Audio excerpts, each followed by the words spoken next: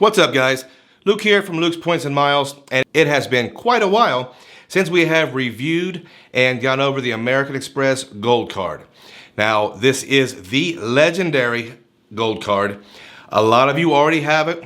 Let's go ahead and talk about, is it something we need to get in 2022? Or has the credit card game kind of passed up the American Express Gold Card? We'll go over the card, we'll talk about who it's for and who it might not be the best card for. But first I want to remind you guys that we do have an Instagram and a Facebook group. The Instagram basically has pictures of our trips and different quick news pictures. The Facebook group is a good place to ask a question and to get advice from other folks that are involved in the credit card, points, miles, cashback, travel game. So if you're interested in either one of those things, check them out. They are small but growing groups. Also, guys, if you are a newcomer to this channel, we talk about credit cards, points, miles, travel, cashback, and cryptocurrency. If you're interested in that sort of thing, please hit the subscribe button. We are a small and growing channel, and it's a very exciting time to be part of this. If you get any value at all from this video, hit the like button. It will help us with the YouTube algorithm, and it'll help get this information out to other people who could use it. So guys, let's get right to it. The legendary American Express Gold Card. I do have this card. I know many people in the credit card game do have this card. Let's do a fairly quick breakdown of what the card offers because it's a lot. The card right now has a public bonus of 60,000 membership rewards points. That's a great bonus. That is for $4,000 spend in 6 months. So they are giving you a lot longer to spend. Most of these used to be 3 months, 6 months, $4,000, fairly easy for most of us. Now, the card earns American Express membership rewards points, and in my opinion, those are the most valuable transferable currencies in the credit card game. Great transfer partners, great value. The card earns 4 times points on dining. This is a foodie card. This is a great choice for dining. The card earns 4 times on US grocery stores. Now, the pivotal stat here is going to be how often or how much you spend at grocery stores. We'll talk more about that here in a minute. 3 times points on flights. So it is not a bad travel card either. 1 point for everything else that's not a bonus category. Pretty standard with American Express. The card has a $250 annual fee. And in my opinion, that is a premium annual fee. That's a lot of money for an annual fee to use a credit card.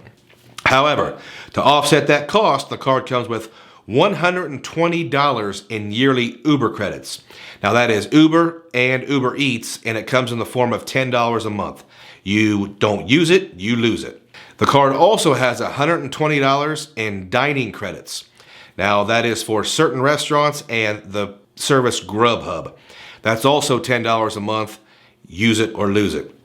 Me personally, I have a very difficult time getting my value out of the Grubhub and the dining credits. It has a list of restaurants that I generally don't go to, and in my area, no one uses Grubhub. So I've been frustrated lately. I have not been able to get the full value out of that, but most of you probably will be able to. Now, for the Uber, we travel at least once a month, and I generally don't rent cars, so I do generally get Ubers or Lyfts to and from the airport, so I almost always get full value out of that. The American Express Gold Card also makes the cardholder eligible for the Hotel Collection program. I'm a big fan of the Hotel Collection. I actually did a video on it. If you want to check out our other content, we do a full breakdown of the Hotel Collection. I'm a big fan. This card has no foreign transaction fees, so you can take it overseas and to different countries. Now, the channel always recommends when you go overseas or to another country to bring a no foreign transaction fee Visa or MasterCard, because American Express, no matter what they say, it's still not as widely accepted as those two. So always keep that no foreign transaction fee Visa or MasterCard on you when you leave the US. The American Express Gold Card comes with a plethora of baggage insurance, car rental loss, damage insurance, and you also get American Express offers. A lot of those American Express benefits, and those do come in handy. Also, I want to remind you guys, don't sleep on the American Express offers.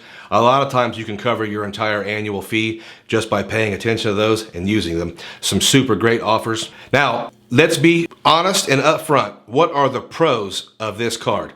Well, this is my opinion. This card is the undisputed heavyweight champion of the world for supermarket cards. Now, if you spend a lot of money at the supermarket, like my family does, this card is almost a no-brainer. We'll get more into that in a second. If you don't use supermarkets and you don't use grocery stores and you don't eat like that, this may not be for you because there are plenty of great dining cards. But if you do spend a lot of money, I don't care what anybody says about the Blue Cash Preferred. If you are spending more than $10,000 a year at the grocery store, there's no comparison to the American Express Gold Card. Now, the card is also a high-level dining card. 4 points for dining, that's awesome. That's very tough to beat. You can do that with some of your 5% cashback cards. You can do 4 points with one of the US bank cards.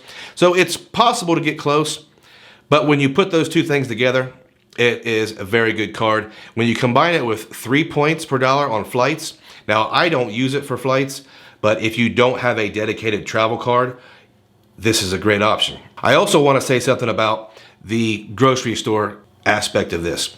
4 points per dollar at the grocery store. Let's say you are somebody who doesn't spend a ton of money at the grocery store, but you don't have a dedicated gas card. You don't have a dedicated electronic stores card. I'm not saying go crazy buying gift cards at grocery stores, but you have that option to buy a gift card at the grocery store.